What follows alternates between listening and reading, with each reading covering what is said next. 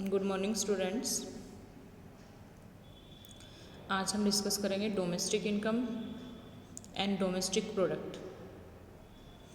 Domestic income and domestic product are identical concept. It's mean domestic income हमेशा domestic product के equal होती है। यही चीज़ यहाँ पे डिस्कस की गई है कि there is no difference between the concept of domestic income and domestic product. कोई डिफरेंस नहीं है डोमेस्टिक इनकम में और डोमेस्टिक प्रोडक्ट में। In fact the two term are identical to each other. दोनों क्या है, इक्वल हैं। कैसे? क्योंकि all production is ultimately convert into the factor income. जितना टोटल प्रोडक्शन होता है, जैसे कहा जाए कि 10,000 का प्रोडक्शन हुआ है, जो ये 10,000 का प्रोडक्शन हुआ है तो इट्स मीन गो करती है ये प्रोड्यूसर क्या करेगा, टोटल जो जितनी प्रोडक्शन से इनकम हुई है उसको प्रोडक्शन के जो फैक्टर्स हैं उनमें डिस्ट्रीब्यूट कर देता है। तो फैक्टर इनकम भी कितनी हो जाएगी, 10,000 हो जाएगी। ठीक है, जैसे इसमें ये गिवन है यहाँ पर कि मान लो कोई फर्म है और वो गुड्स बनाती है। ठीक है, फर्म प्रोडक्शन करने के लिए क्या करती है, हायर या परचेज करती है फैक्टर ऑफ प्रोडक्शन। प्रोडक्शन के फैक्टर्स को हायर या परचेज करेगी, लैंड, लेबर, कैपिटल और एंटरप्रेन्योर। ठीक है, इनका यूज करके फर्म क्या करती है, प्रोडक्शन करती है। ठीक है, अब टोटल जितना प्रोडक्शन होगा in the second round the firm distribute their revenue. First में तो क्या, फर्स्ट राउंड में जैसे फर्म ने क्या किया, फर्स्ट राउंड की अगर बात की जाए तो फर्म्स ने क्या किया कि प्रोडक्शन के जो फैक्टर्स हैं उनका यूज़ करके प्रोडक्शन किया। सेकेंड राउंड में गवर्नमेंट प्रोड्यूसर क्या करता है, सेकेंड राउंड में फर्म क्या करती है कि जो इनकम हुई है उसको प्रोडक्शन के फैक्टर्स में डिस्ट्रीब्यूट कर देगी। ठीक है, जैसे एम्प्लॉयज़ हैं उनको कंपनसेशन ऑफ एम्प्लॉयज़ मिलेगा, लेबर को रेंट लैंड पे दिया जाएगा, कैपिटल को इंटरेस्ट, और एंटरप्रेन्योर जो स्किल्स होती हैं उसके लिए क्या दिया जाएगा, प्रॉफिट दिया जाएगा। तो इस मीन क्या जो डोमेस्टिक इनकम है वही क्या होता है, इक्वल डोमेस्टिक प्रोडक्ट है। ठीक है, तो यानी कि जितना फर्म ने प्रोडक्शन किया है, हम मान लेते हैं कि सपोज करो कि फर्म ने क्या किया, प्रोडक्शन जो किया है वो प्रोडक्शन के फैक्टर हायर परचेज किए और फर्म ने क्या किया, प्रोडक्शन किया। टोटल जो फर्म का प्रोडक्शन है, टोटल प्रोडक्शन कितना किया है उसने, हम क्वांटिटी की बात नहीं करेंगे, यहाँ रिवेन्यू में उसका आंसर देंगे कि हम कहते हैं कि टोटल जो फर्म ने प्रोडक्शन किया वो 10,000 के इक्वल किया है।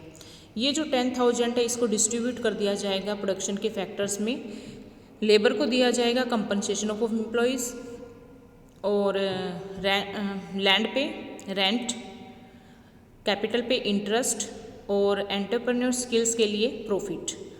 तो ये जो 10,000 है इन चारों प्रोडक्शन के फैक्टर्स में क्या कर दिया जाएगा, डिस्ट्रीब्यूट। जब हम इन फैक्टर्स का अगर टोटल करेंगे, अगर लैंड की हम लेबर की जो उसे कंपनसेशन मिला है, और फिर उसके बाद लैंड की इनकम जो उसे रेंट गिवन दिया गया है, कैपिटल को जो इंटरेस्ट मिला है, और एंटरप्रेन्योर को जो प्रॉफिट मिला है, अगर हम चारों की इनकम क्या करेंगे, प्लस करेंगे, तो ये किसकी इक्वल आएगी, जो फर्म ने टोटल प्रोडक्शन किया है, यानी कि 10,000 के इक्वल ही हमारा आंसर आएगा।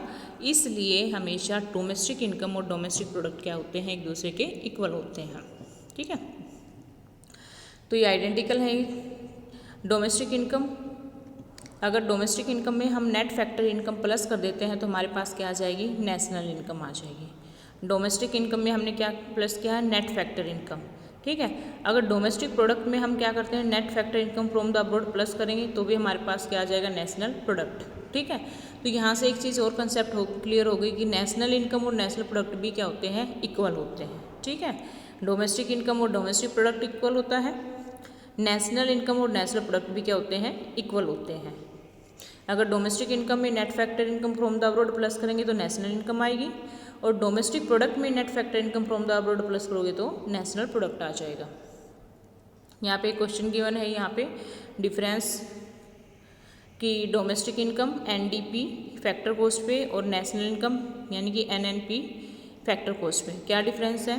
तो डोमेस्टिक इनकम है, तो कल भी हमने डिस्कस किया था कि जो डोमेस्टिक इनकम में जो रेजिडेंस है कंट्री के और नॉन रेजिडेंस है, दोनों द्वारा जो हमारी डोमेस्टिक टेरिटरी में 1 ईयर के अंदर जो इनकम जनरेट की जाती है उसकी सम या टोटल को हम क्या कहते हैं, डोमेस्टिक इनकम, यानी कि it is the sum total of factor income generate within the domestic territory of a country no matter who generate this income, residents और नॉन रेजिडेंट्स। ये जो डोमेस्टिक इनकम है इसमें it does not include the net factor income from the abroad. Domestic income में net factor income from the abroad include नहीं होती। अगर domestic की जगह क्या आ जाता, नेशनल इनकम आ जाती, तब हम क्या करते, net factor income from the abroad plus करते उसमें। ठीक है, नेशनल इनकम की बात करें तो नेशनल इनकम जो कंट्री के नॉर्मल रेजिडेंट्स द्वारा जो इनकम जनरेट की जाती है वो with in the domestic territory हो सकती है या in the rest of the world. ठीक है, total of the factor income occurring to the normal residents of a country no matter where this income is generated within the domestic territory or the rest of the world। ठीक है, it include factor income from the abroad, क्योंकि rest of world से जो income मिल रही है वो क्या है, factor income from the abroad है। ठीक है, नेक्स्ट आता है gross and net concept of the domestic product. तो ग्रोस और नेट, ठीक है, तो ग्रोस और नेट में क्या डिफरेंस है, sorry gross and net concept of the domestic product. पहले हम ये करेंगे, तो एक कंसेप्ट हमने किया था डेप्रिसिएशन, यानी कंजप्शन ऑफ फिक्स कैपिटल भी हम इसे कहते हैं। न्यूमेरिकल क्वेश्चन जहाँ पे हमें गिवन होंगे वहाँ पे डेप्रिसिएशन भी गिवन हो सकता है, या डेप्रिसिएशन की जगह क्या हो सकता है, कंजप्शन ऑफ फिक्स कैपिटल।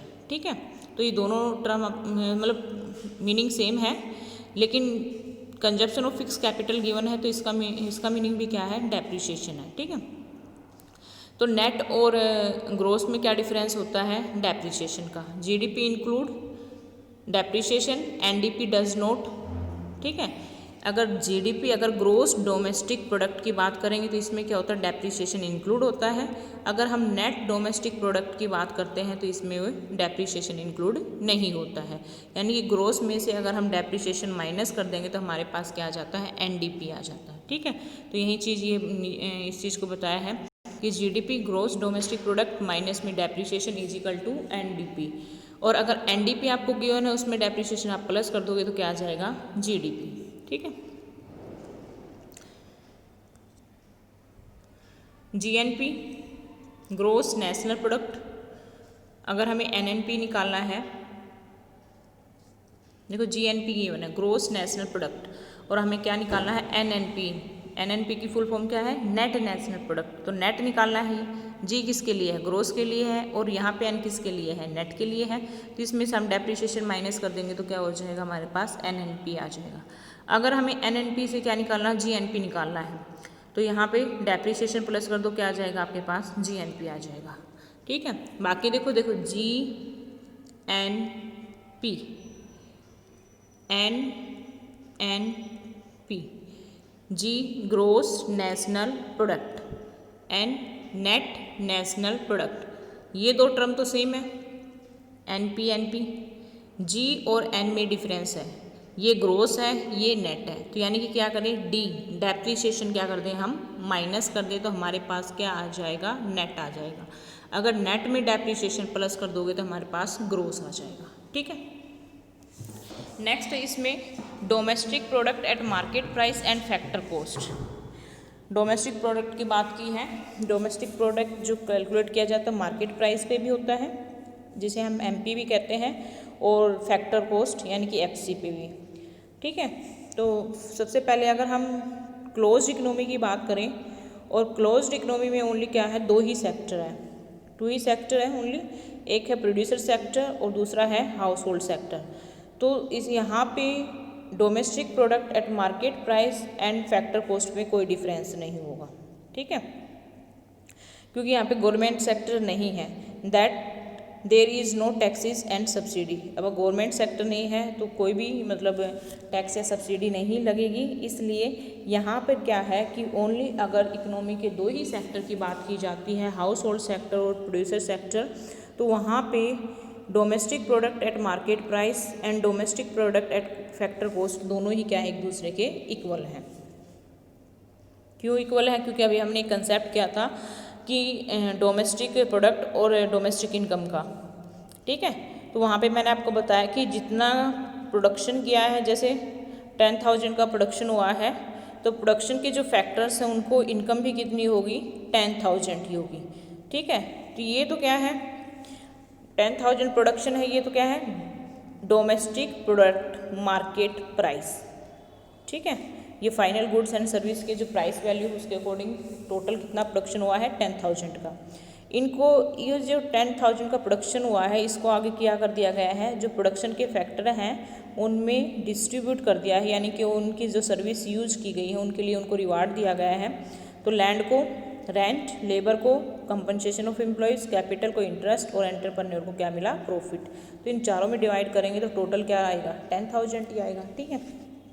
तो अगर ओनली इकोनॉमी में 2 सेक्टर हैं तब उस टाइम पे क्या होता है कि there is no difference between the domestic product at market price and domestic product and factor cost, ठीक है। अगर मान लो कि सपोज करो कि एक थर्ड सेक्टर इंक्लूड हो जाता है गवर्नमेंट, तो गवर्नमेंट के आने से क्या होगा, टैक्सेस लगाए जाएंगे, सब्सिडी दी स्टार्ट हो जाएगी।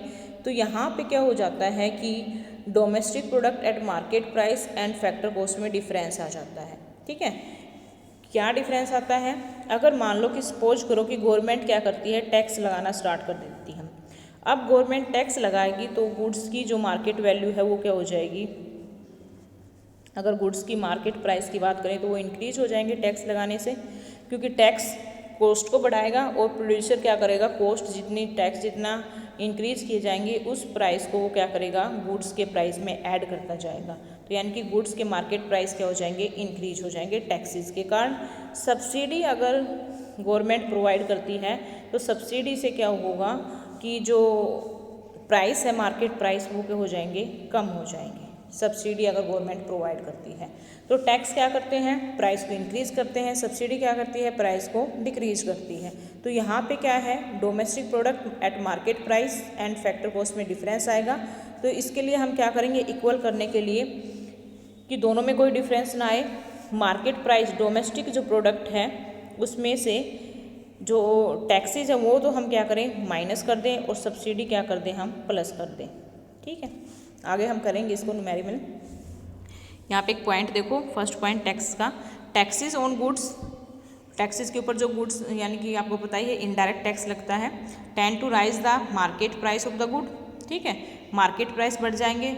Domestic product at market price increase, तो यहाँ पे डोमेस्टिक प्रोडक्ट के मार्केट प्राइस क्या हो गए हैं, इंक्रीज हो गए हैं। सब्सिडी क्या करती है, मार्केट प्राइस को कम करेगी, तो यहाँ पे domestic product market price is reduce, ठीक है। सब्सिडी के कारण क्या हो जाएंगे, मार्केट प्राइस रिड्यूस हो जाएंगे, ठीक है।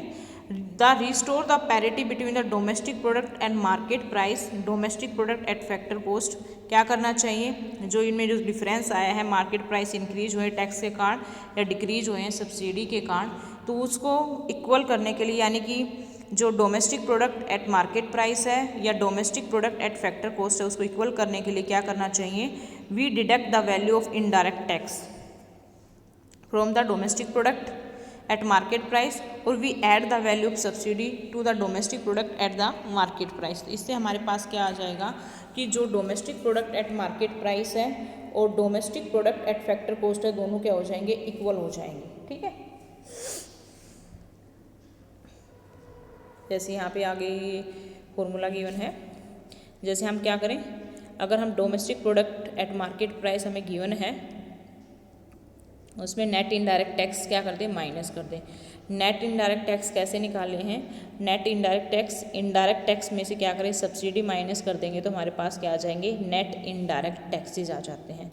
तो domestic product at market price minus में नेट इनडायरेक्ट टैक्स, तो इजिकल टू क्या हो जाएगा, डोमेस्टिक प्रोडक्ट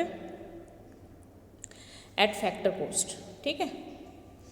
तो national product at market price, national product at market price given है आपको और माइनस कर दी इसमें से नेट इनडायरेक्ट टैक्स, तो हमारे पास national product at factor cost आ जाएगा, ठीक है।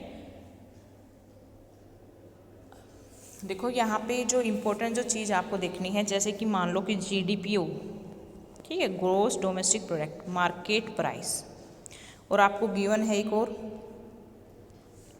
जीडीपी फैक्टर कॉस्ट, ठीक है।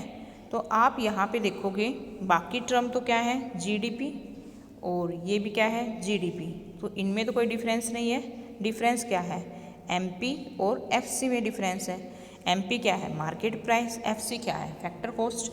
अगर हमें GDP मार्केट प्राइस से आपको क्या कैलकुलेट करना है, GDP फैक्टर कॉस्ट पे कैलकुलेट करनी, तो आप क्या करोगे, माइनस में इनडायरेक्ट टैक्स